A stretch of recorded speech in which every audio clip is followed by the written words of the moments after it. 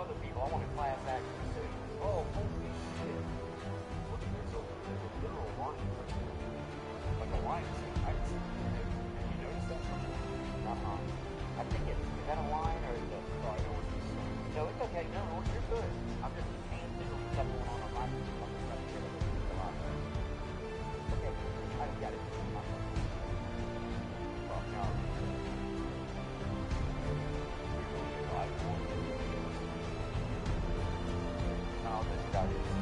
Something I said right out of the gate. That's all Mom said to me. Something you said to me right when I met you.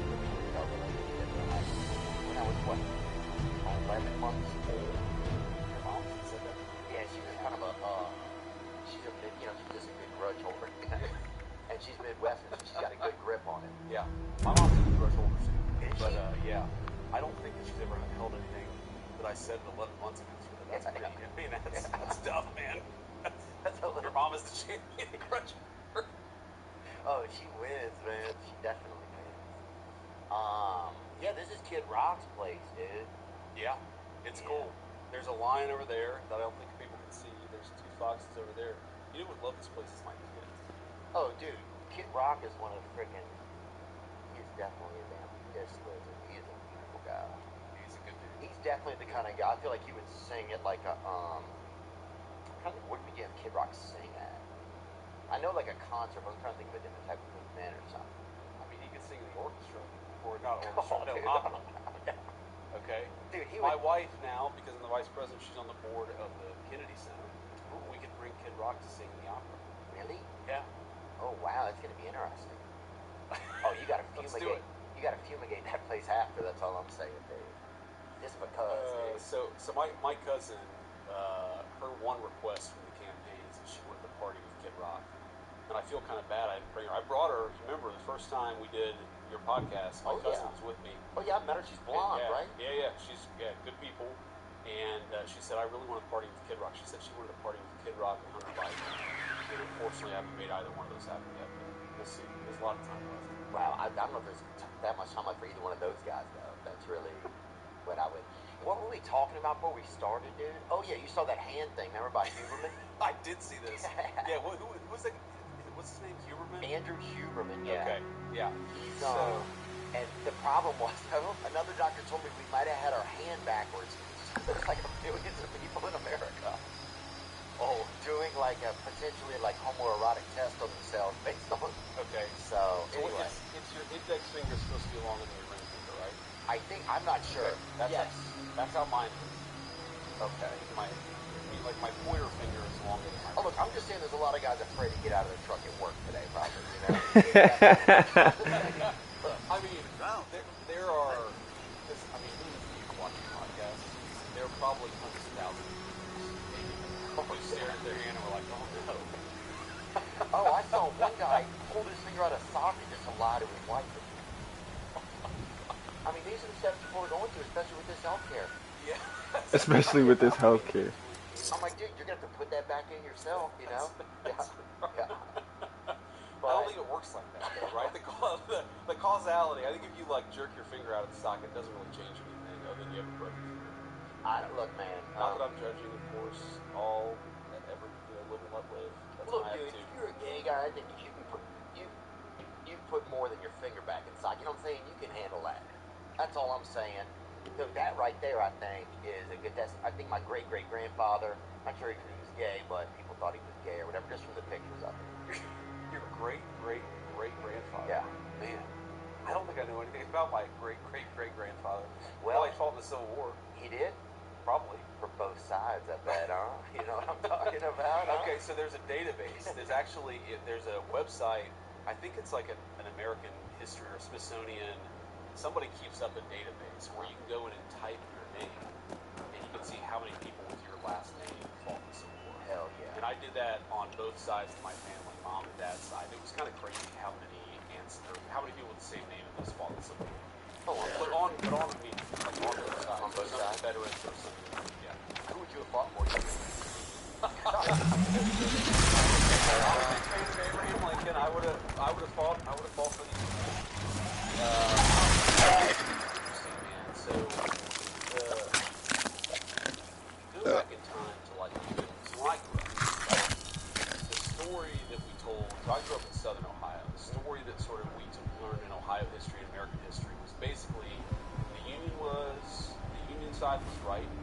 but we're all part of the same team after the Civil War. We all came together, shook hands, and kumbaya, and you can even like respect the other side, even if you didn't necessarily agree with what they were fighting for. Yeah. And I feel like something happened like 10 years ago where it's like you have to think that every single person who fought for the Confederate side was an evil person. I just think it's so stupid. Yeah, well, I think, I know there was a time when they tore down all the statues and stuff and erased like a lot of the history. I think a lot of people would debate about the value of erasing history.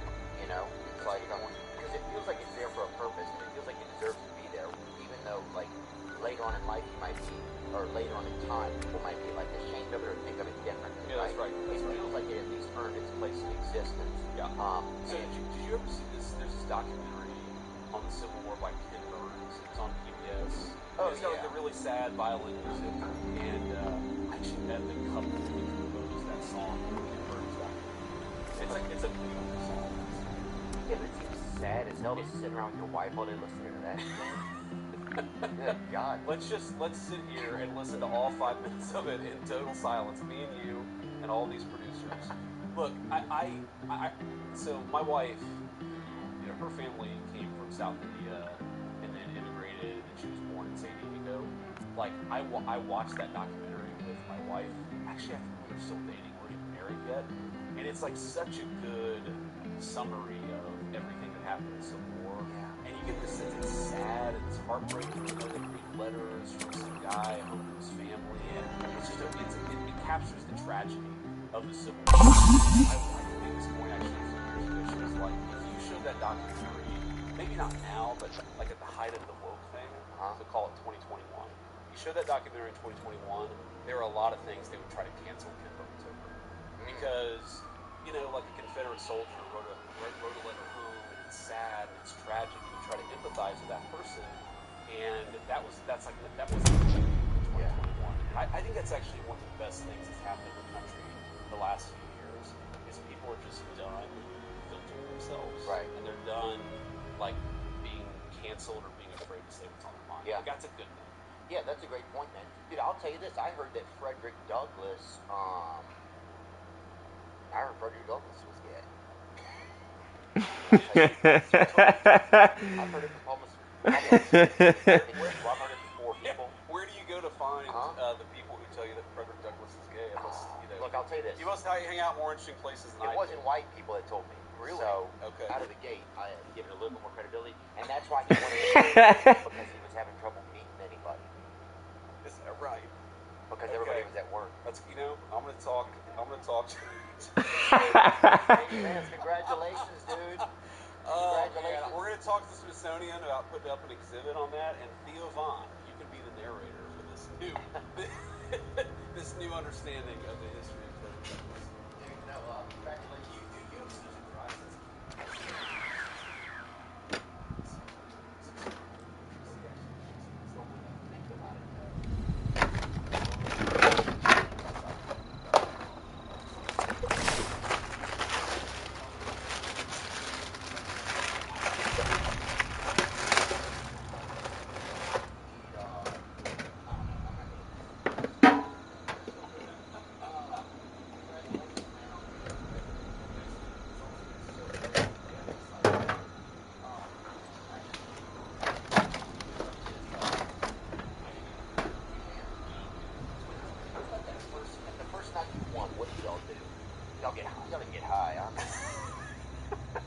If I did, I wouldn't say it. Yeah. Republican something to know. Dude, I did not get high. I mean, I did have a fair amount to drink that night. Hell yeah, dude. But- First time I stayed at a Hampton Inn that had 2 beds, it was double beds in one room. Yeah. We You hit it. got to find an excuse to celebrate whenever one arises.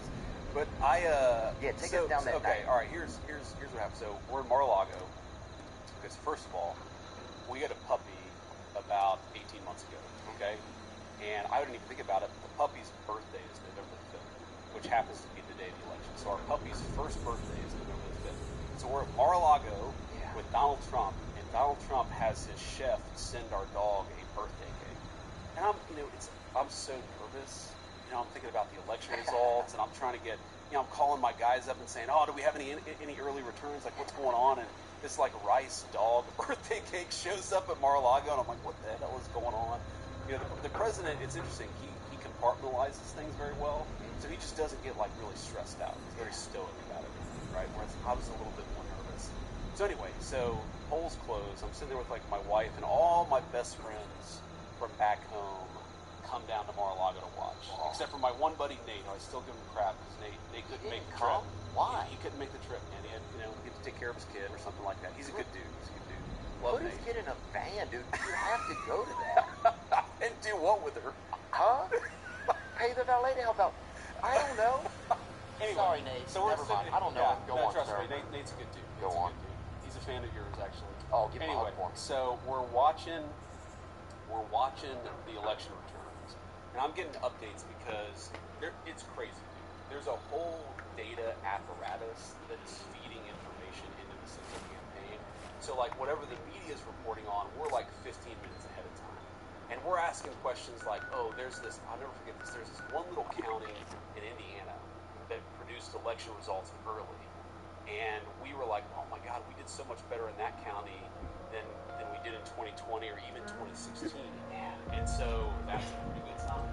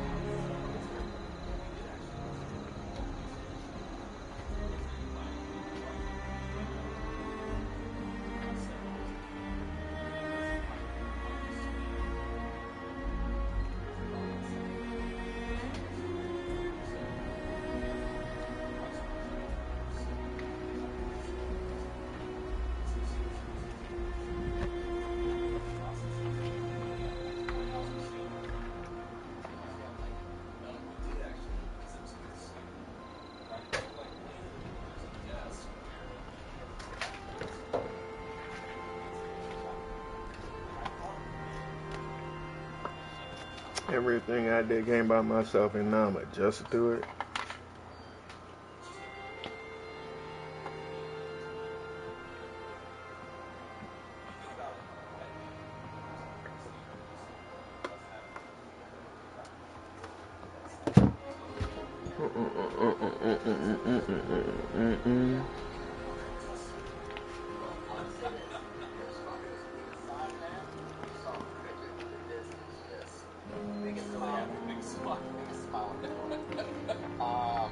So Dan, you might be the first vice president that ever slept in the White House. That's what they told us. I don't, that's maybe it had happened like 30 years ago, but Did y'all stay up late with the Trumps and watch a movie or anything? Like, what, you got to play a game or anything? So the White House is a movie theater. The president was busy, but my wife and I would watch Gladiator too. The White House movie theater.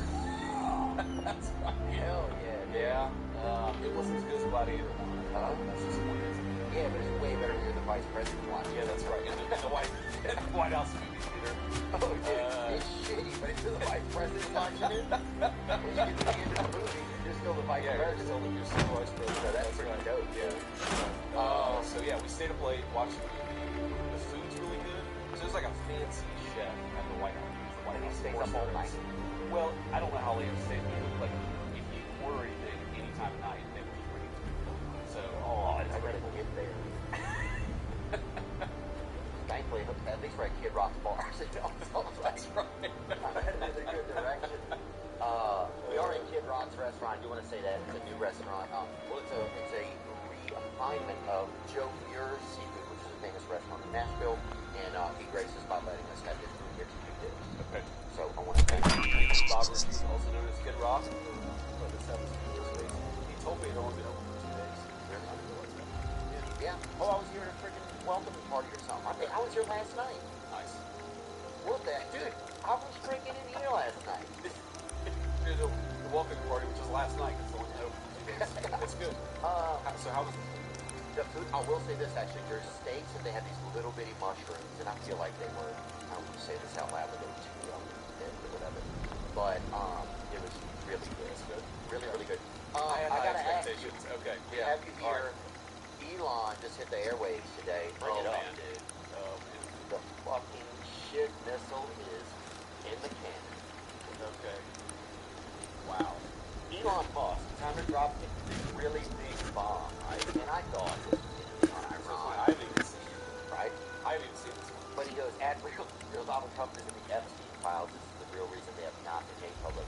Have a nice day, nice signature from the South African JT. Man. Well, so just so your audience is aware, when is this going to air? Like tomorrow, 2 days They're from now? 45 minutes there now. No, I'm joking. It's a lot. Well, I'm just saying, like, No, presumably when this comes out, people are going to know more about this than Right, I people will. because I just learned about this kind of happened on the plane when I was coming on down here. I Okay, agree. look, This is yeah. good. Here's my basic reaction to like all this stuff. First of all, like absolutely not. Donald Trump didn't do anything wrong with Joe Epstein. Like, there's the guy is whatever the Democrats and the media says about him. That's here's my basic read on it. First of all, I'm the vice president to President Trump. My loyalties are always going to be with the president. And I think that Elon is an incredible entrepreneur. He's actually done, I think, a really good sort of effort to root out waste, fraud, and abuse in our country. Is really good. And look, man, I'm always going to be loyal to the president, and I hope that eventually Elon kind of comes back into the fold. Maybe that's not possible now because he's gone so nuclear. But I hope it is, man. Because Why though? Do you know why? yeah, I mean, so look, I think number one, so Elon's new politics. That syrup is So, disgusting.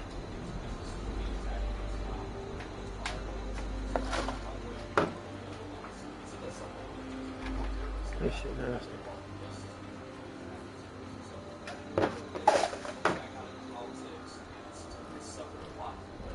But I mean, and I get the frustration there, and I get the frustration. I mean, look, Congress got the spending, but the main purpose of the bill is not actually spending or cutting spending, though it does cut a lot of spending.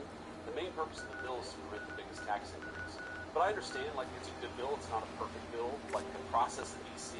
If you're a business leader, you probably get frustrated with that process because it's more, bureaucratic. It's more slow moving. Yeah. So I think there's just some frustrations there.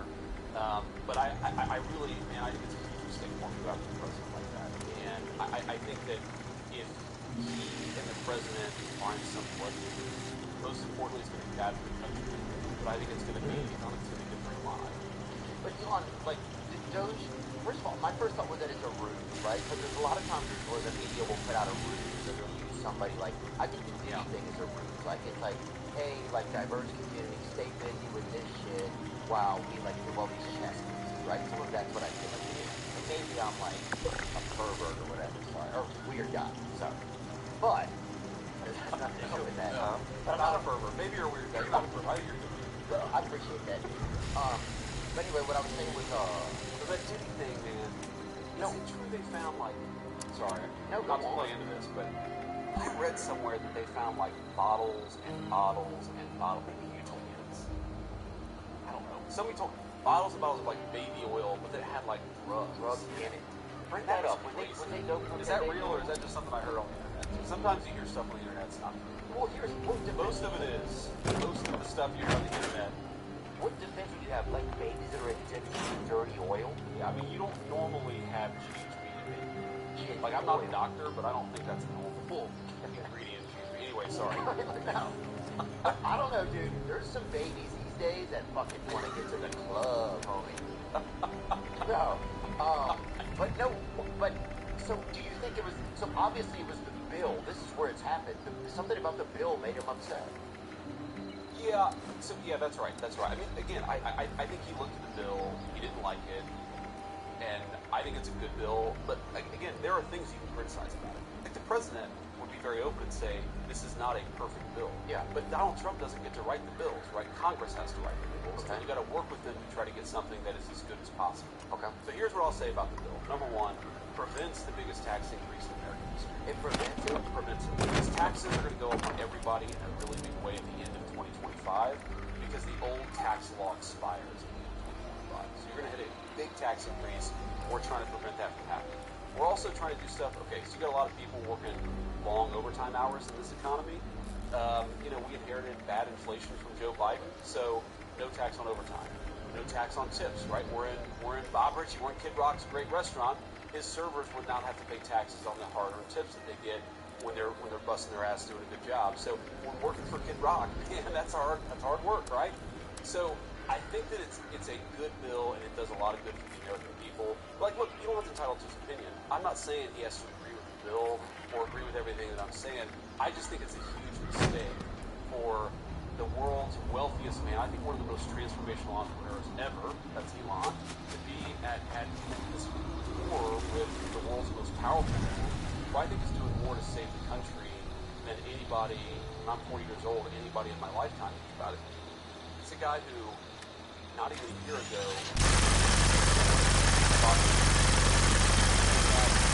and if you look, obviously I'm biased, but look at what we've done on the border, you look at what we've done with trade, fighting back against a generation of theft of the American dream, which is what the president's trade policies are starting to do. I just think you got to have some respect for him and say, look, we don't have to agree on every issue. I'm talking about Elon Musk, we don't have to agree on every issue, but is this war actually in the interest of the country? I don't think so. So hopefully Elon figures it out, comes back into the fold. I know the president, for a couple of days, I'll tell you, just, I don't want to reveal too many confidences, but he was getting a little frustrated, feeling like some of the criticisms were unfair coming from Elon. But I think it's been very restrained because the president doesn't think that he needs to be in a blood feud with Elon Musk. And I actually think if Elon chilled out a little bit, everything would be fine. Well, Elon also tweeted that he thought that in the second half of this year that there would be the Trump tariffs will cause a recession in the second half of this year.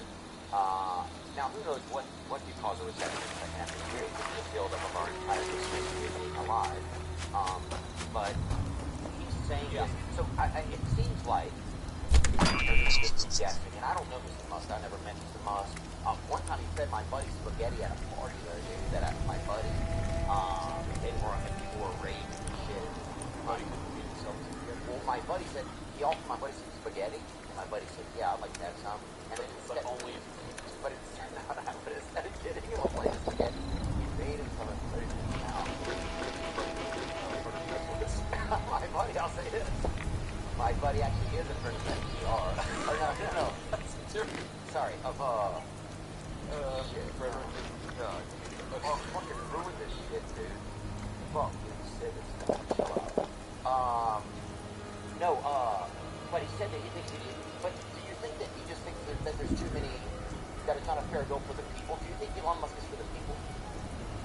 I mean, I think that he's making a mistake going after the president. Okay. I think his heart is in the right place. I Okay. do.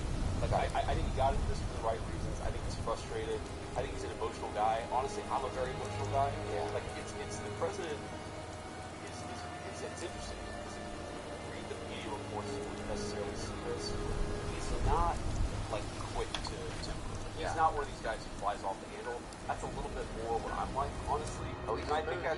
smooth, man. He's stoic. Man, And I Blood think Pressure's fucking 007, dude. That motherfucker is. I don't know if that's good. I mean, but it's still, Yeah, I get what you're saying. but it is where it is. But I think I think Elon means the best, but I think he's making a mistake. Yeah, got it. That's my Understood. Was Doge helpful? It was.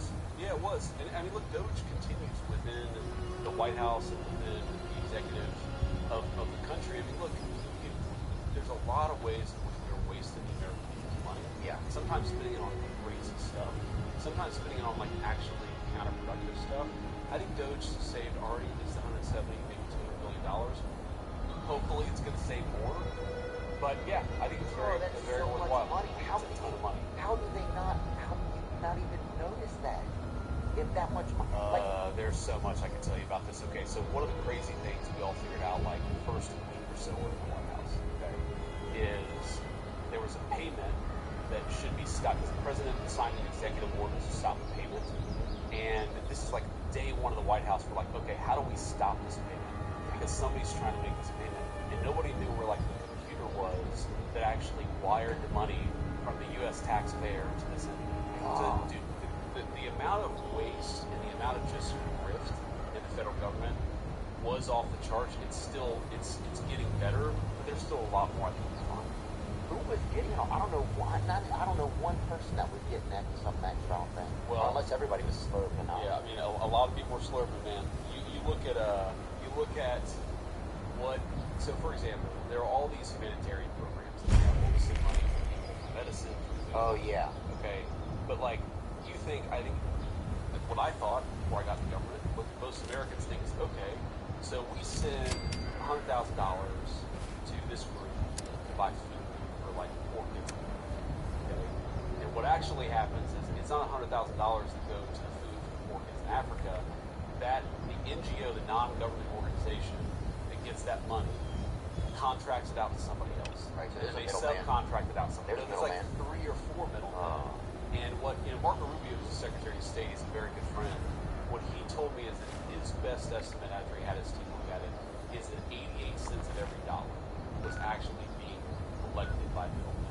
So every dollar we were spending on humanitarian assistance, 12 cents was actually making it to the community. That's crazy. So there's a lot of waste, man. A lot of crazy stuff. So Elon was putting in a lot. Was Elon doing it for free all that time? He was doing it for free. Yeah. For free. He was doing it for free. I mean, he doesn't need money, right? That's the one That's a thing good point. Elon is not. Right. Is not need. So was he? I wonder if he was expecting anything from Trump, and they just couldn't figure it out. I don't know. I'm just curious about it. I'm kind of like, you start to see how all this stuff kind of works, and just like it's like. Yeah, I hear. I really do think he's disappointed about the bill. He disagrees with some of the things that were in there. He's an emotional guy. Look, it happens to everybody. I've flown off the handle way worse than Elon Musk did in the last 24 hours. Oh yeah. But my hope is comes back, says, look, made some mistakes. Didn't mean to say everything. Let's smooth it out and let's all be friends. Because again, like I care about the country, and I think the country's better off if under the president's leadership, Elon's helping us out as opposed to fighting the administration. I don't want him to fight the administration. I know the president doesn't want that, but here we are. Yeah, he just tweeted a little bit ago that he felt like 80% of the what was that? About a third party or something. Oh, sorry, never mind. Okay. Well, I mean, just a lot of obviously, he definitely gets a bit worried. Why don't we have? Oh wait, I'm just interested. Hold it up. Let's see. This Let's post take a is from gander. an account you muted. I'm curious. Who did you mute? Who is that guy? Is that yours? It's one of your producers. Neil. No. Oh, it's a Trump supporter. That's Paul Hogan. What are you talking about? Yeah. Oh, there's that. My first loyalty is to my family, obviously, to the Constitution. But politics is a place where people stab each other in the back. Yeah. And you can't get anything done unless you're all on the same team and you're actually committed to getting stuff done together. I just think, like, the idea that the president should be impeached. I'm sorry, it's insane. It's totally insane. the president is doing a good job, and you're free to disagree with him, right? Everybody's a First Amendment right. Are you disagree with Trump? Yeah, of course. I mean, the way that I put it is, if I disagree with the president, then it is my job, obviously, to provide the president honest counsel. Like, he doesn't need me to be a doormat. He needs to actually say what I think about an issue. But when the president makes a decision, man, he's the general. And when the general makes a decision, everybody's got to go and execute that order. And that's kind of how I think about my job, really, is to be a good ally, a good friend, provide honest counsel to the president, but also when a decision's made, you got to do it up. If you listen to many people, if you listen to just one or two, one of the more interesting things about his leadership style is if he's got a big decision to make, he talks to everybody. And I think it's why he's like in touch with normal people. It's because he doesn't just talk to like congressmen.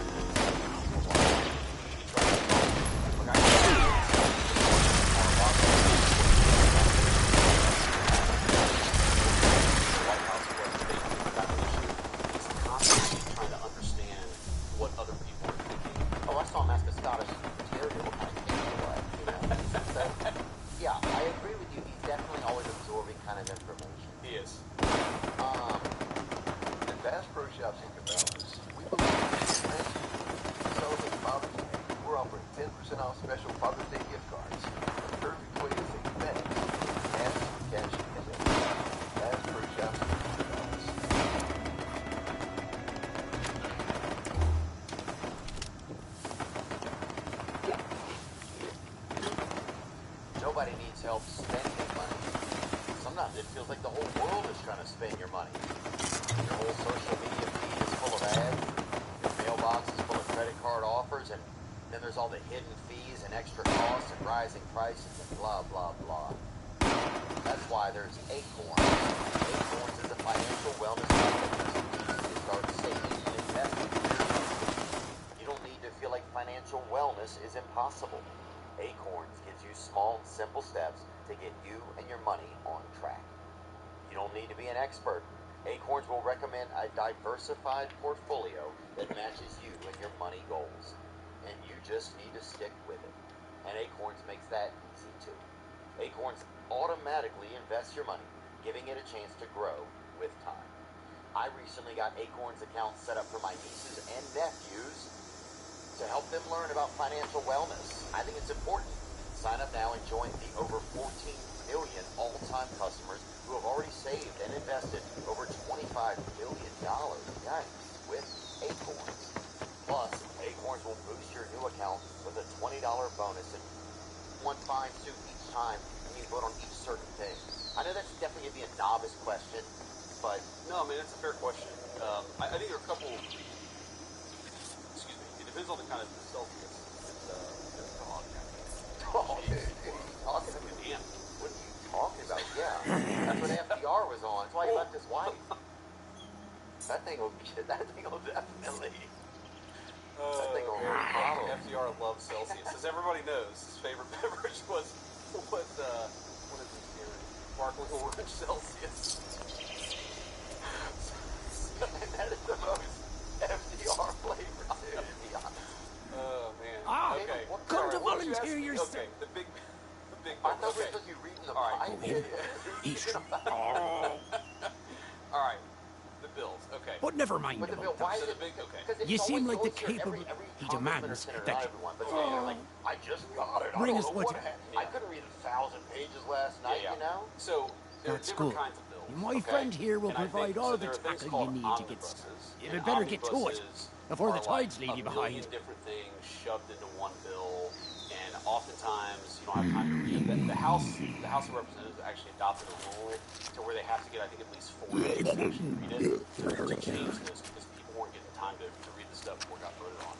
This particular bill, the way to think about it is basically, if you look at a campaign speech I gave back in September of 2024, and I said we're going to cut taxes on tips, we're going to have no taxes on overtime, we're going to cut taxes on Social Security, we're going to secure the border, we're going to build more border wall, we're going to hire more border patrol agents, like all that stuff, all of those promises are in this bill.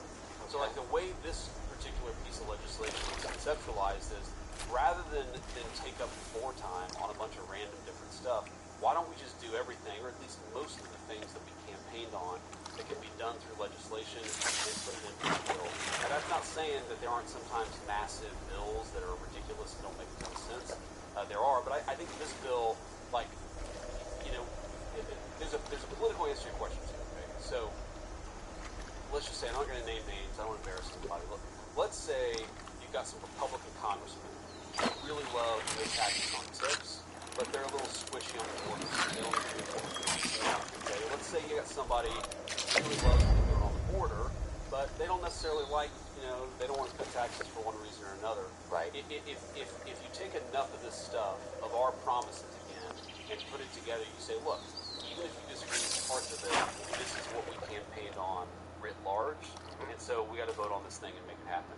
Sorry, there's a final answer to this question, which is stupid and parliamentary, but it matters. It's actually the most important answer is, okay, any bill that you do takes, you got to put it on the floor, and you got to give people enough time to do it, and you got to amend it, and then you got to do a committee process. And there's like a constant stream of things. There's a big process for it. And so if you went through that process for each individual item on a separate bill, it would take over a year to do all these bills. But we gotta prevent taxes from going up. We don't have that much time to do it. We gotta secure the border. We don't have that much time to do it. We've got to do the no tax on Social Security. Like, if we do that a month from now in a smaller bill, then we would not make no promises. Is there a way that they can just prioritize those? I wonder. It just feels like it would be so much easier to digest as a regular person. Yeah. If you weren't thinking like, well, heck, my guy's got to stay up all night for 600 nights to get all this information in, and to get it in accurately, and then it makes fair choices. Yeah, I think the answer to the question is you could do that, but Congress would have to change its procedure. And could Congress do that if they voted to do it? They could. They could. But Okay. they would need to change their procedures, and the president I got to do is, we're not going to tell you how to run Congress. Right. We're working with the constraints that we have. We're just trying to get as much done. And look, I mean, people are frustrated with Congress. I get it. People are frustrated with certain things that Congress does. I agree with a lot of those criticisms. I mean, we spend way too much money in this country. It is a reality that we spend too much money.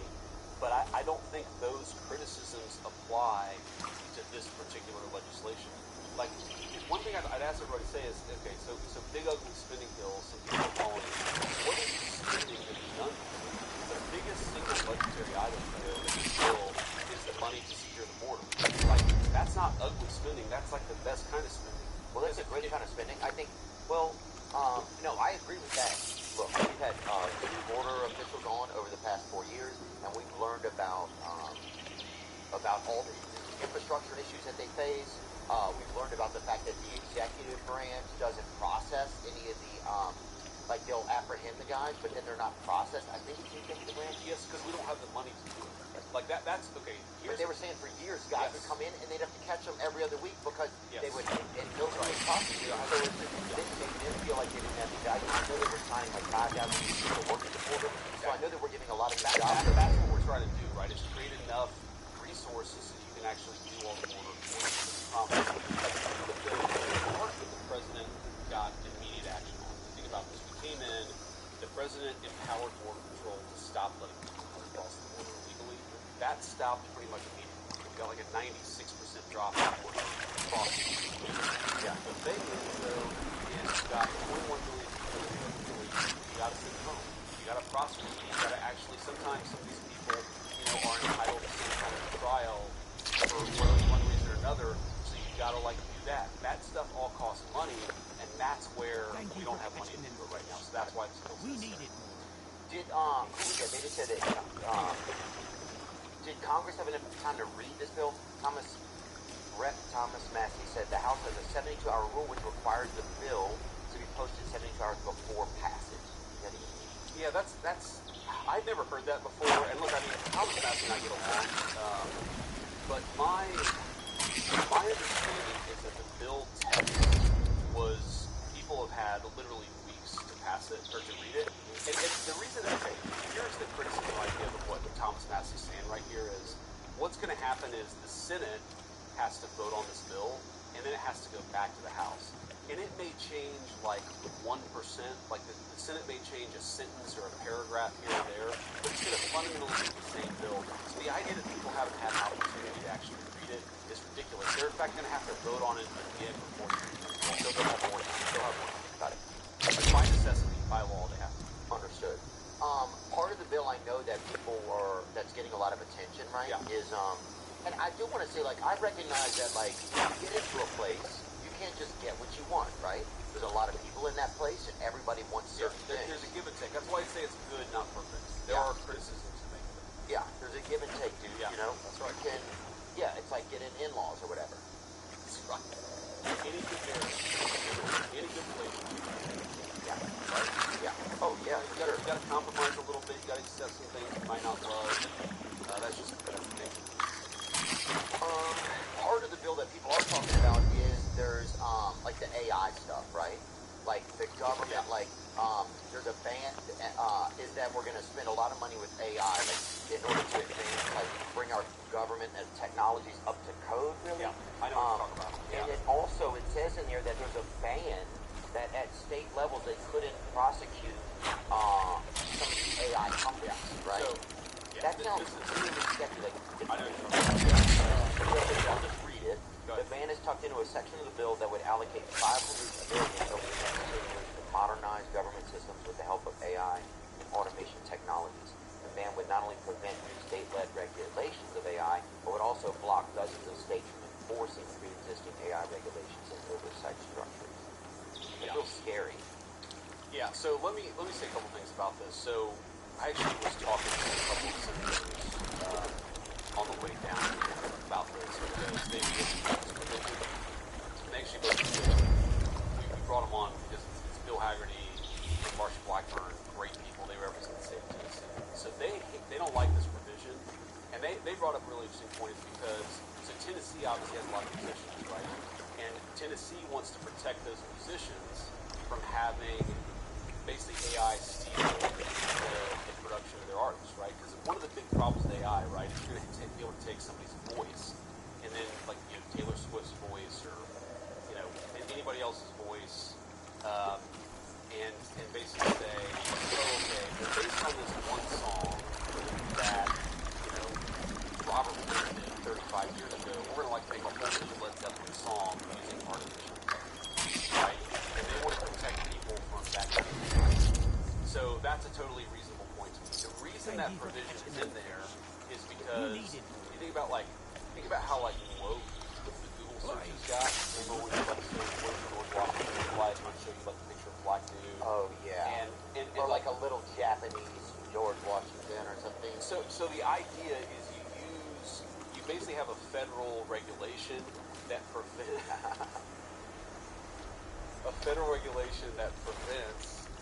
like California from having a super progressive set of regulations on art. Okay. That's the argument for it. The argument against it is that if the feds aren't protecting artists, then you're not going to be able to protect artists either. Okay. And so, honestly, I don't think the provision, to be honest with you, I don't think that's going to make it the final bill, but I usually have a pretty strong view on those things. I can kind of go both ways on this, because I don't want California's progressive regulations to control artificial intelligence. Yeah. I also agree with Marsha and Bill. You want to protect, country artists in Nashville from having their by AI. Yeah. That kind of stuff. It's like they made a bunch of little babies of all a lot of podcasts. And they started doing it with everybody. Like they got Aaron Rodgers' baby. They got Left Eye from that Milli Vanilli woman or whatever. They have everybody in there. And so, but a lot of Vanilli, man. Oh yeah, still. I'm a Milli Vanilli truther, by the way. Really? Yeah, man. Oh. I think it was really them. I just think they were taking it. Thank you, dude. There's like 7 of us left, don't you? Oh, man. And that was a catchy song. I was born in 1984. That's one of the first songs I remember, playing.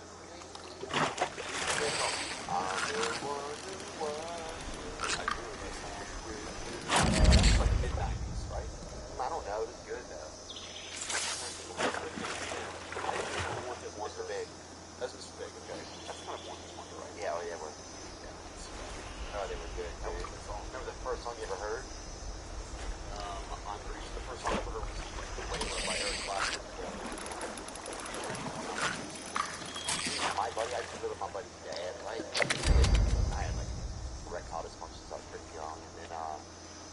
living with him because he was getting like an early script on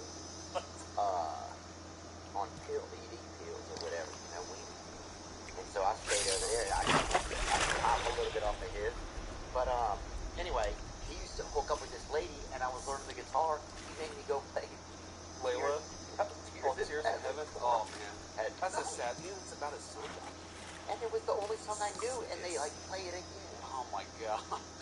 See, this is one of those things where I hope to God you go through. Because you lived in Sue's house. How old were you at the time? Okay, you're 27 stealing ED pills, playing Tears in Heaven. That's a bad situation. You gotta get out of that situation, man. I'm gonna assume that you're joking because I don't want to have nightmares about this. Brother. About this later on. What do you mean? Okay. That's the healthcare system we have. The healthcare system. All right. So on the way over. No, I'm just joking. That is a true story, though. I hear you. On the way down here. Uh-huh. On the way down here, there's like an advertisement for some like med pack. It was on this TV commercial. And I don't really watch like normal TV, so I don't see commercials that often anymore. But it's like med pack. It's a portable thing. It costs $45. And I only saw it briefly, but I could have sworn that two of the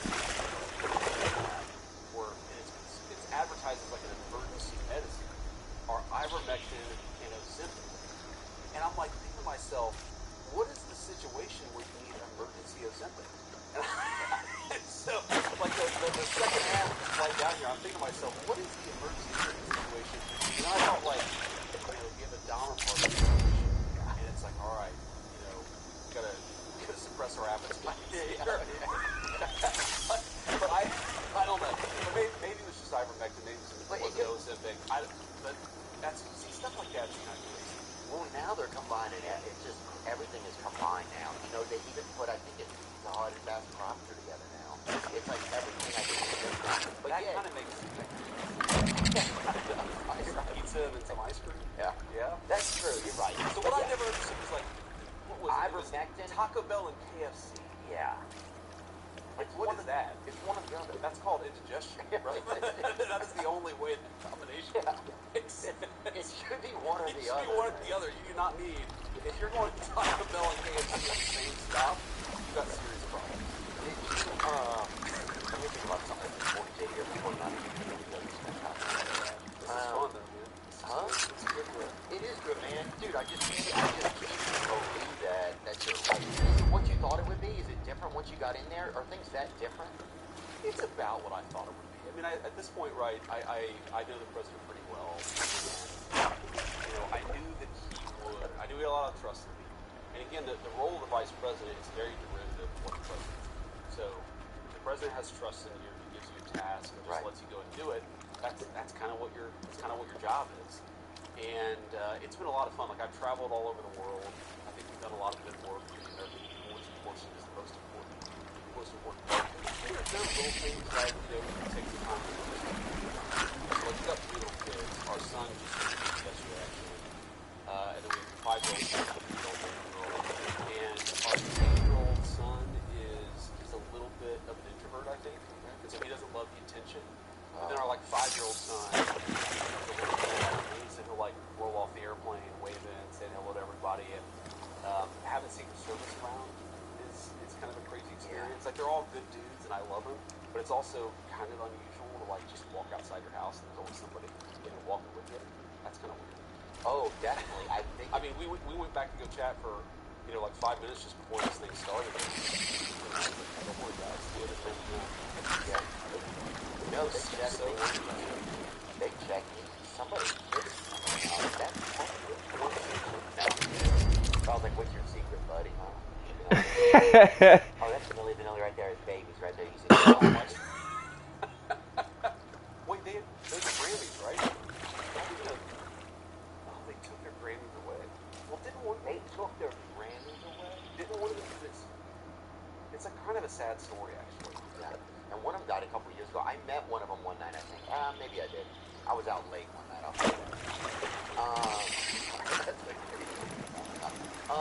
Let's talk about... Could have been Milli Vanilli, could have been my uncle. Who knows? Who am I to say? I don't know. Obviously, I'm one of Frederick's buddies out there. I'll say this, man, right now, sir. I will say it. So people have like we all need like help whenever when you're politicians, right? Like you need help support, get sponsors and stuff, right? Correct. There's a lot of speculation and talk. Like one of your primary sponsors is a guy Peter Thiel, right? Yeah. And he's in the tech world. Yeah. And I never met him, you know. Sure. But you know, there's a lot of these tech kind of lords, like they, you know, technology's grown so much. It controls a lot of our environment in our life, right? What do you owe somebody like if you get into office? If somebody like donates a lot to you, and like how does that relationship work after that? I think the attitude is you don't owe anything. And I think if you take the attitude, if you owe somebody something, then you're fundamentally not going to do the job you were meant to do. I mean, this is tough, right? Because so take my Senate race. First time I ever ran for office was 22. Have you made the catches I yet? ran for the Ohio Senate race. I won. Perfect. Give that him. race. Yeah. Don't bother me, friend, with these. Yeah. You might as well feed him to Linda If I Lee. had one, I wouldn't be. Chop him up into. Oh, okay. Yeah. Yeah, no, then, yeah, then I became the vice president. Right, I I get that. So I basically won. I've run My two bad. campaigns in my life. The first one, the Senate campaign, cost $45 million. The second one, presidential campaign, I think that we spent like $1.2 billion. Okay. So it costs a lot of money. Well, the president obviously. Oh, one campaign, campaign. the total campaign. Got it. So it costs a lot of money to run for office, and you got to go and raise money. Yeah. But I think that if your attitude is, I owe something to these people gave me money, you're going to end up being corrupted. And you've got to kind of take the attitude of, they're supporting me because they agree with me. And obviously, like, you have conversations with them. Like, you mentioned Peter Thiel. I see a lot of crazy stuff on the internet about Peter Thiel. Like, you know, he's always been a friend of mine. He's always been one of the smartest people I've ever met. Oh, really? Just a very thoughtful dude. But he's literally never asked me once for anything. So he just believed in you? He believed in me. He agreed with me on a lot of issues. I mean, he definitely said, hey, I don't agree with you on this. He's never said, I don't agree with you on this, therefore you should vote differently or act differently. But it's, like, to be honest with you, it's one of the risks of our system. Now, if you think about it, right? Because if you are a super ambitious or girl, and you really Did want you to feed run the for bee? office, Perhaps. like, you gotta Oh, be and able she, to separate God knows yourself what from else that she's zone got of in that pressure. belly. And think about it, like, if you're going to a fundraiser, okay? Everybody's going to go to a fundraiser. Anyways, politics. thanks Well, for that's your like an hour help, and a half friend. you're not spending Keep talking your. to- And make sure you come back soon. Right, so there is one of the problems in our system is I have some work.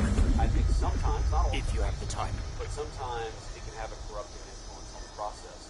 Now, I was talking to a buddy of mine actually about this because his argument is, he's like a political consultant, he's a political hack, but a good dude. He said our system is better though because in some places they have publicly financed campaigns. And he's like the problem with places where they have publicly financed campaigns is that all of the control of the political system is with the media. Because like if you raise money, most of what you're spending your money on is raising advertisements to voters. So if you can't reach voters with TV advertisements, you got to go on the corporate media to get your message out there. That's even worse. Right. So I kind of see both sides of it. I just think as a practical matter, what I try to do is remember that, you know, it's an honor to serve, but it's also a sacrifice to serve. And if people are going to write me a check, great, but I don't know what to do. That's the attitude. Yeah. Yeah, well, it's interesting because, I mean, we all have people that help us do certain things or support it. And then you get to the bottom where you're like, you know, I used to live with a family when I was growing up, and there's always been this thing. I was like, what do I owe them, you know? Not that they've ever said I owe them anything, of course. But it's like, you know, there's always this feeling inside of you, you know, like, and so I'm sure a lot of people can relate to things like that. This episode is brought to you by Masa Chips. It's time to get those processed seed oils out of our lives, and Masa Chips is at the forefront. For more details and important safety information, and we thank Blue Chew for sponsoring the podcast. Well, recently they have like a lot of like Trump puts out that there's the Palantir company, right? Yeah. And that's about a surveillance. This sounds crazy. Like this sounds like we're only going to be human for like 2 more years, right? So and this is a Palantir company where they're going to build security databases that have all of our information in them, right? That's what they're saying. That's what they're saying. Yeah. And it's going to have like everything. It'll like look at you and know like if you're good at tennis or if you ever, you know, if you have like if you have $60 in your pocket or if you're, you know, if you're electric kids or you know if you have a blimp or whatever, if you're in the Christmas play. Yeah. You know what I'm saying? It can tell all of that, and that feels so scary.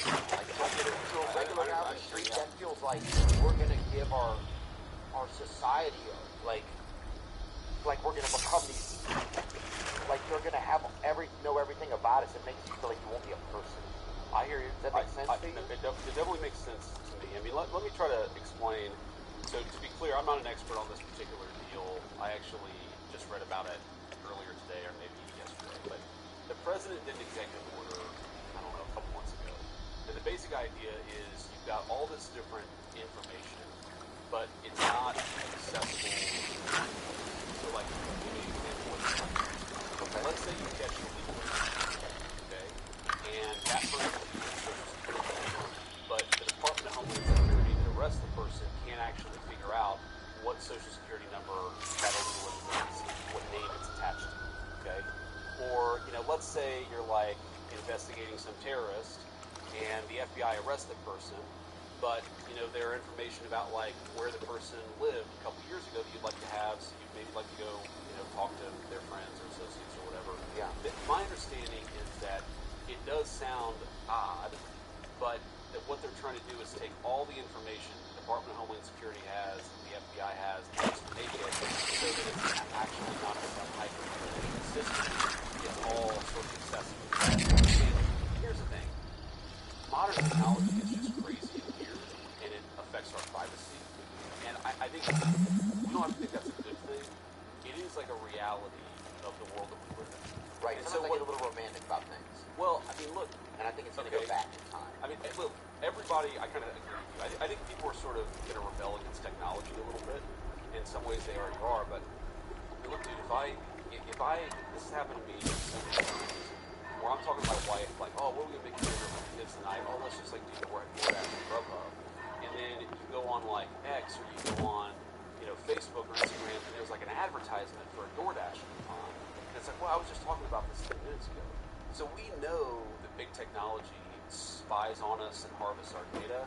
I honestly worry more about that than about, like, connecting the DHS system to the FBI system. So that's all that this Palantir deal is part. Like a lot of that is just connecting information. So I'm hardly an expert, but that is my understanding. Is okay, DHS has information, FBI has information, the Secretary of the Treasury has information, and making it possible for that information to be searched by whoever is looking for it. That's my understanding. Yeah. And again, like, I hear that story, my reaction is the same, which is, oh, I don't like the government having my information. The reality is the government already has my information. More importantly, some of these private technology companies are more information than the government. Oh, yeah. I mean, anywhere you shop has unbelievable information on you. Really, let me tell you, like, Dude, Blockbuster 2 days ago, Blockbuster was like, happy birthday. They were wrong. I gotta. It's like, you're out of business. When was the last time you were at a Blockbuster? But some guy somewhere, probably in another country, Nepal, You and is FDR sitting somewhere. You and FDR took your Celsius and went down to Blockbuster to get some VHS rentals. Okay. A little bit of boogie night. That was episode 40. So, all right. What were you talking about? Technology. Okay. So, I was in the no, they are, and I get it. And look, like all I'll tell you is, we try to be as. Oh yeah, you go to the last Blockbuster. I forgot about that. How old was that? Was that 14 years ago? That? No, that's freaking 2 years ago. Oh, I dude. didn't realize Blockbuster. My ex was lived still out there. big. Got stuck in the snow out there. Yeah. So, I got a brief from my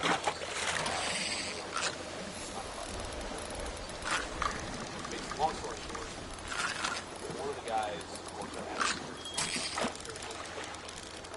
gave me a story about how, okay, when you're using an iPad, and let's say, you know, you're reading a story from some random newspaper, and you hover on a that is collecting that information. Like, it's actually trying to track what you're doing. Like, that is the stuff that really How do you stop that? I think it freaks everybody out. I think it just makes people sick. It's like, you don't even feel like you exist for any purpose anymore other than to be advertised to or to be, I don't even know anything. Yeah. Well, you think about it like think about 100 years ago, 50 years ago, the most brilliant scientists in the world, they're trying to figure out nuclear energy, they're trying to figure out how to cure cancer. Now, way too many of them are figuring out, like, how do I get a person to linger on a digital advertisement for a little bit longer so that we can increase the price of the ad that we sell them by 3 pennies.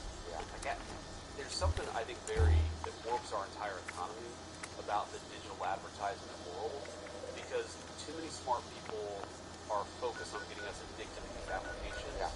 And I mean, what do we do about it? I mean, one thing is from a policy perspective, we've already looked into a lot of things we can do on data privacy and protection. So we're trying to make it harder for these firms to collect information on you. Well, it feels like with Palantir, it's like they're going to collect all the information now. So that feels like, yeah, I mean, look, my understanding again, so this is full disclosure. Is there somebody else that would know more about it? I think it's important. Palantir is actually one of the companies that he invested in, right? So, well, he doesn't run it. My understanding is he doesn't run it, but I don't believe that Palantir is collecting any information. I believe it's purely building a database that's sort of combining the information. I might have some of my team that you guys can. Is that right? Is that accurate? Okay. Cool. No, I'm glad. Yeah, we're just trying to figure it out. And I mean, right now, I think Palantir has, like, there's a lot of conflict right now in Gaza. Everybody knows about that. Of course. And Palantir is like been accused of being like complicit in a lot of the violence over there. And so I think that's where it gets really scary for like the regular person on the street. I'm like, well, if this is the company, because you see videos of like horrific stuff online. Sure. Very sad stuff. And you're like, well, if this is the company we're hiring, how do I know that I might not be walking down the street and just a sniper bullet can hit me from there, So that is, to be really honest with you. yeah, no, I hear what you're saying, and I think the answer to that question is the only real protection that we have against that is that we've got to elect the right people, and we've got to make sure that our government does crazy stuff. Because, I mean, look, any of these information can be misused. Like, our government has your Social Security, okay? Using that information, the government could spy on you. The government could give your information over to the legal entity to start a fake account. And that, by the way, happens. I had a the IRS to complain about it. They wouldn't give them information on the person who was stealing his stuff. By the way, that's what we're trying to do, is make it so the IRS can talk to the Department of Homeland Security. But the only real protection against this stuff, I think, is to have a government that actually protects the rights of the citizens. And, we should all be worried about our privacy being invaded by the government. I think we should be just as worried about private corporations as we should be the government. I think that everybody can invade our privacy. But I don't, let me put it this way, I don't think that the solution to that problem is to, like, pretend that the government doesn't already have this information. It just does, right? You got to make sure it doesn't exist. Right? And that's my view. You got to live in reality. The government's already got this information. Make sure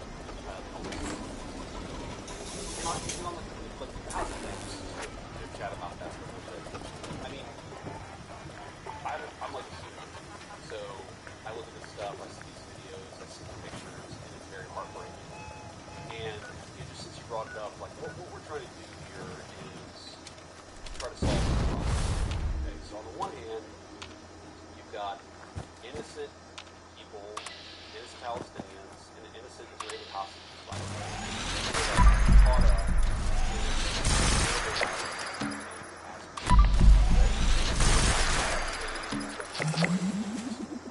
that's like one thing that's going on. The other side is Israel's attacked by this terrible terrorist organization. And I think people sometimes forget that, right? They forget, like, the thing that kicked us off is that we had this terrible terrorist attack, and you had a lot of innocent Israeli civilians die in that terrorist attack.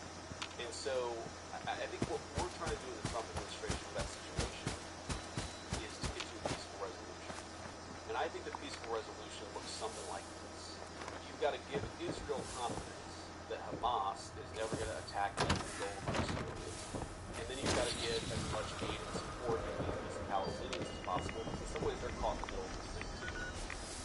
One thing that I don't love about the whole Israel-Palestinian debate is I think it kind of degrades our humanity, because I've seen people on the left, mostly on the left, who will say, well, you know, they'll completely ignore that Israel, like all these innocent Israelis were killed in this terrorist attack, and you have some people, usually on the right, who will completely ignore that they're like kids who are caught up in this violence. And I think it's why the president has been, you know, I call him the president of peace. It's why he cares about solving this problem, because the longer this goes on, the more suffering, the more death. So we're trying to solve it as much as we can. It's not easy. Yeah, I mean, well, the president's obviously the person who makes the final decision all the time. But yeah, certainly I think I'm one of the few people that he's talking to constantly. We're talking to the Israeli government, we're talking to people in the Arab world, we're talking to people in Palestinian territories. Like, we're constantly. This guy is a very dear friend of the president. He's our special envoy in the Middle East. Steve Witkoff. He's a Jewish guy, very pro-Israel. He's done more to try to bring this conflict to a close than anybody. Sometimes have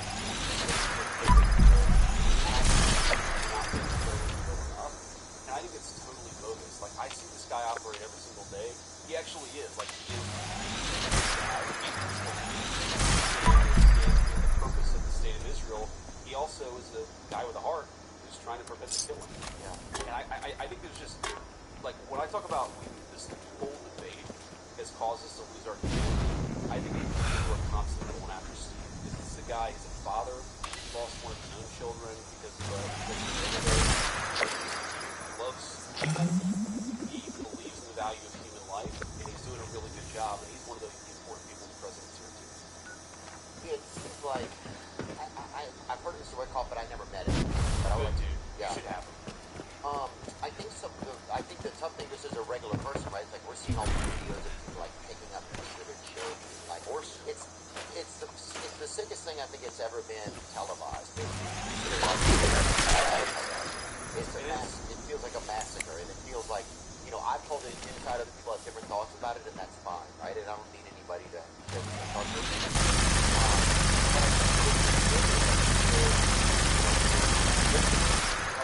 like military stuff, you know, and that's where it's like a regular guy, you're like, well, I'm paying these taxes and they're going towards this, like, but you can't do anything, you know, like you can talk, you know, but it's like, I don't understand how it becomes like tough for people. Like, sometimes it feels like we look out for the interests of Israel before we look out for the interests of America. So let me say a couple things. So number one, like, you're a great dude, so you almost have to agree on everything. Do I think it's a genocide? No. And here's the reason why I don't think it's a genocide. Because I don't think that the Israelis are purposely trying to go in and murder every Palestinian. I don't think that's what they're doing. I think they got hit hard, and I think they're trying to, like, you know, sort of destroy this terrorist organization, and war is hell, and that is true. I also think it's true, man. I mean, I've seen people on my side of the political aisle. I'm a Republican, you know that, but your audience may not. Who, like, will see these videos of these innocent Palestinians and say, "Oh, well, they had it coming." No. Like, if you have a soul, your heart, which is why we have the policy that we have, which is we're trying to stop it, eliminate the conflict, eliminate the source of the conflict, so that we can actually bring some peace and some humanitarian assistance to the people. And that's my plan. And the president's interesting. He's a pro-Israel guy. Yeah. He also recognizes when the conflicts are closed, you've got to talk to everybody. Yeah. So, I mean, I've been attacked, the president's been attacked for being too interested in diplomacy. And you ask, like, what can I do? I think that what people should do is that if our tax dollars are going to something, we should be actively trying to fix it. Okay, that's kind of the way that I think about it. And what happened with the Biden administration, they were spending so much money.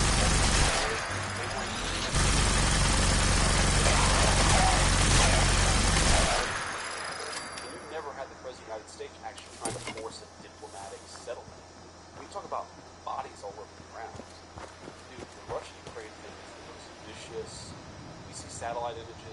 classified images, man, it is vicious. And again, it's I will hear people who will say, well, you know, they're again mostly on our side. Will say, oh, these the Russians got killed. That's a good thing. Look, I'm not defending the invasion. I'm not defending starting a war. But when human beings are getting blown to bits, your heart should feel sad about that, and you should try to do something to fix it. And that's what we're trying to do. We get crap for it, but again, that's like the part that makes me feel the best about my job is whether it's Israel or Russia, Ukraine, like we're actually trying to bring this stuff to some settlement and to some close. And if we do, we're going to save a lot of lives. And if we don't, it was worth the try. Yeah, I just have one more question. And I want to say, I recognize that it's like you can't expect people to do stuff immediately. You can't expect things to happen overnight. Sure. And that you get into a place and there's a lot of people that are already there, and you have to figure out, how do I make my way in this? How do I figure out to get some of the things I want, and I have to give up some of the things that I also want, right? And so I just want to let you know that I recognize that, and I think I learned to recognize that more. I think the older that I get, and more about this guy got the job, everything's going to be done immediately. Yeah. I do want to ask really quick, this is important because there's a lot, like President Trump talked about this, he signed this executive order to make price transparency for healthcare, right? And for hospital bills and medical billing. And we talked about it last time you were on. You said your wife was getting birth and you didn't even know like how much it was costing. Like, what does this cost? And what if we get to amnesia? Where your wife's like, I don't want any amnesia or whatever. And you're like, you should take it. And you're like, how much is it? But it's like nobody knows, And then they're putting $30,000 into amnesia in your wife, and you're like, well, shit. And so it's like, but what I'm saying is, everybody at this point is but it's a multi-$100 trillion industry that's going to change. Will we actually see it take place? Like Biden administration tried to get price transparency. They were too caught up. They couldn't get it done. Trump signed the executive order. Do you think we will actually see this happen? So I do. I think it's going to take a little time, but we took the first big step when the president signed that executive order. You asked this question about donors, right? So the pharmaceutical industry gives a ton of money to Republicans and Democrats. And I'll tell you, they were not happy when the president did that. His attitude is, look, it's the right thing to the American people. So I think, again, it's an example of when you've got to tune out the financial pressure of politics. For sure. Just do what's right. Well, people are afraid to get sick, not because Okay, they... dude, let me tell you. Sorry, am I being loud? I'm sorry. No, you're fine. Okay. Here's something. Normal volume, I would say. Okay, sorry, I felt a little hesitant. It's not towards you. I'm thankful that you're spending time with me. No, you're good. So I'll tell you a crazy story. A buddy of mine was visiting recently, so a friend from back home, and his wife told me the story that his kid, they thought he was special needs, maybe he had sort of a neurological disorder, because he was sort of not emotionally, educationally behind his peers. Turns out he was just deaf. And it took this my buddy's wife just fighting with the insurance companies for forever to get this kid the medicine that he needed, the treatment that he needed. Now the kid is happy, he's healthy, he's a beautiful child, smart child. Like, that's amazing, right? That's what we want medical science to do, is to take a serious problem and make it better. Well, why do we have a medical system in this country where too many people can't get the treatment they need? And it's a complicated answer to that question. But one of the big problems is, and I don't think most Americans realize this, we subsidize. When you go to the hospital or you go to the doctor and you pay out the rear end for a treatment, you are subsidizing all of the therapies all over the world. Tell us what subsidizing means, because we won't know. So basically, we pay more so the Europeans and other parts of the world pay less. So we fund all the innovation, we fund all the development of new drugs, and then Americans pay way more. That's why, Americans, we spend 22% of our economy on healthcare. The Europeans average out about 10 or 11%. So we spend way more on healthcare, and they spend way less. So the president uses this example all the time. The Ozempic, as he calls it, the fat shot drug. He had a buddy who was on Ozempic and had to go to Canada to get it, even though in Europe and all over the world, it's like a two-digit price of and the way that these drug companies make money off Americans is they can offer discounts. So what that executive order, the reason why I think that approach is going to work way better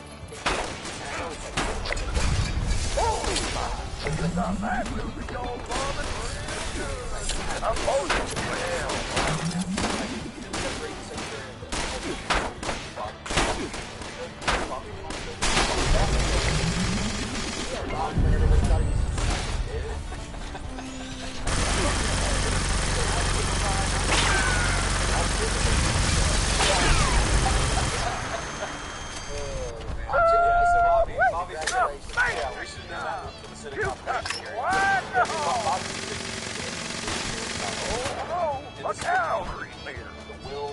Y'all better stop him from shooting up the wagon. Old belly pops wheel. So, like, look, I'm not going to tell you that all of our health problems are fixed in 12 months. But do I think it's way more long-term? Absolutely. Yeah, and I know a lot of people might be very more about it. Oh, It's like, he's a nice guy. But I think yeah, I'm not a, you know, I don't know the history of everything, right? So it's like, I feel like we're just trying to do our best, and I'm trying to do my best. Somebody who I consider a friend, and, promote it as we go. Anyway, anything else particular that you want to say? He's got his eye on the wagon. a lot of myself into too much trouble.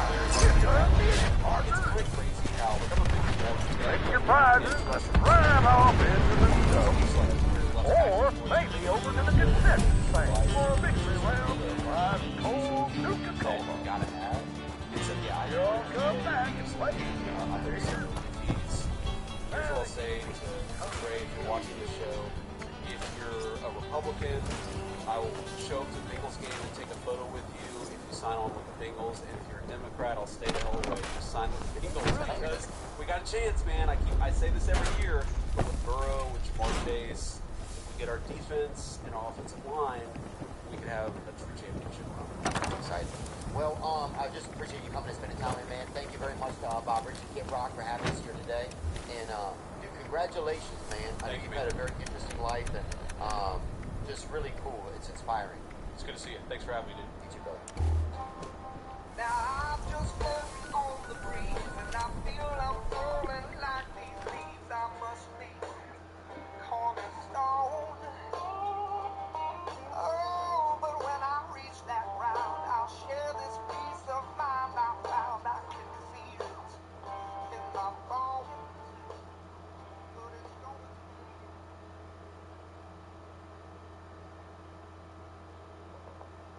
you might make fun of yourself if it helps something. Yeah. It doesn't matter. But you're not That's all fat bullshit. enough. You're more like squishy. Yeah, just a fat guy. Yeah. You're not like a fat guy. So absurdly fat that we have to talk about it. Bert doesn't really do fat jokes either. No. Really? Not really. Sometimes Marty you just jokes. gotta attack the elephant in the room just to get it out of the way, but then after that, fuck it. But if you're really good, you don't even need it. But if you have a joke that's funny, that's fat, like, who fucking cares? That's the weirdest thing is comics, like, what should be talked about. If someone comes up with the most amazing fart joke of all time, I'm gonna die laughing. You know? It's like, I don't do any, I don't have any, but it's like, on anything and everything, there's a take on anything and everything that's like, ah! No. You know, it's everything, just you gotta find It's kind of like, oh, what's been eating the bar joke? Dog. No, not yet, Joe. Come on. What's that? You're bad at Lucy today. What's up with you? It's fired up. Pulled up 3 drugs. I've been here 8 minutes. There's no drugs. No drugs. It's just nicotine. Just those epic. Don't get the feds on us. Lucy Breakers. What's the hecklefish? Oh, that's from, you ever see that YouTube show, The Y Files? No. It's a great fucking show. It's all about like fucking aliens and why you can't go into the Grand Canyon and, you know, secret fucking temples and stuff like that. And AJ Gentile is the host, and then there's a fish that sits in the fish tank next to him, talks shit to him. We went past that mechanism right away. You say there's no drugs. Hold up. Guys, check this out. That thing later on his forehead. Well, the thing is, like, now everybody comes and they give me something for the table. That's like part of the fun. Oh, yeah. I got this little Olmec head.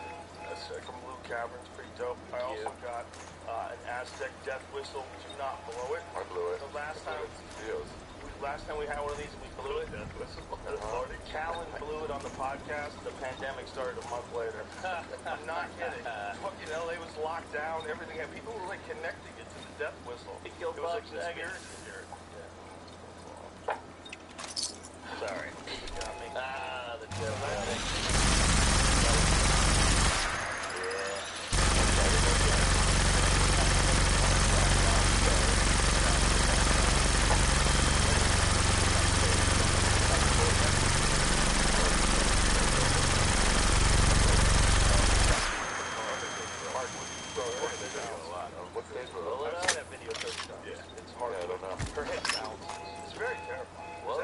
Yeah. That's the big reason why people die in street fights. They get knocked out in their head. It's not from getting punched to death most of the time. Right. Most of the time it's from falling in your head. That was a knockout game? Knockout game. Bro, that is so scary. Yeah. That is so Terrifying. scary. Filming crimes is a very... Yeah, that's a hard stage. We're already watching it. Oh, that stage is hard. Yeah, Well, just here she goes. Let's get the Hitler speech. Wow. Elephant this stage. Fractured her skull. Crazy. Really? Fractured her skull. Yeah. Whoa. Yeah. Scary shit. Yes. Nice You Jamie. bleed in the brain. And you could Sydney, the whole thing. That's perfect. the possibility of never being the same again. The question is, did it kill? Did it get a laugh? It had the biggest laugh Oh. ever said. Yeah. All right. Well, might So be people worth it. found out. It was real. Yeah, they Yeah, thought they she thought was it just was being a funny joke. Oh, Hilarious. wow. Which is the way you can do it. You ever get an accidental joke where you say something and everyone laughs? You're like, what? Oh, I can see the double meaning on that. Okay, I'll pretend I meant that. Oh yeah, definitely. But that's the difference between like writing it and saying it, right? You write it, and you go, I think I know how to go with this. And you go saying like, oh, that's the funny part. This is fucking ridiculous. The fact that this existed. Yeah, I'm always embarrassed if I wrote something and say it and it's not even close. What the fuck is that thing? I always think of it as like a scaffolding. I'm like, I don't know what's good until I get up there. Yeah, well, it's funny how when you're in your apartment, you're killing. You're like, Yeah. man, this is good stuff. And then when you get up there, you can like feel this won't work. Right. Yeah, right when you're on stage. You Yeah. two secure. But when you have people in front of you, you're like, oh, this is not gonna hit. Oh my god, it's the best. And then you went into it with so prepared, and then they're just looking at you like, you go into it like, I wrote a good bit today. Yeah. 2 years go for it. And that's why comedy's great. You can never really crack it. You can get better at it, but you can never really go, this is gonna work. It's also like a truly collaborative thing to have an audience. Yeah. It's real, like Gary Clark Jr. could write a fucking amazing album by himself in his like private music studio, and nobody has to hear it until you listen to it the first time. You're like,